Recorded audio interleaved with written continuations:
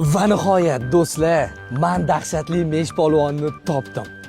Siz ko'p so'radingiz, originalni ko'rishga tayyormisiz? Unda originalni ko'rsataman. Tadam! Assalomu alaykum aka. Assalomu alaykum. Iya, kam bo'lma oshnagina. Baraka top. Mana dahshatli mesh polvon Yusufjon Ismoilov. Yusufjon aka, necha yoshda edingiz o'shanda aka?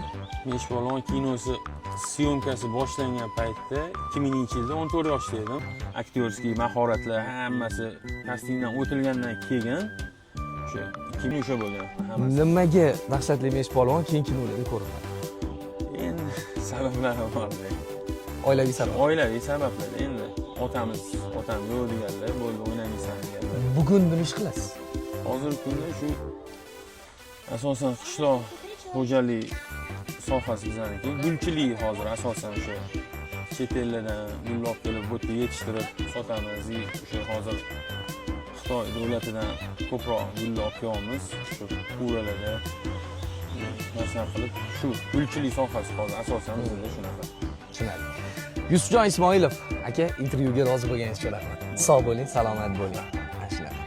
One PC O'zbekistondagi eng katta kompyuter do'koni.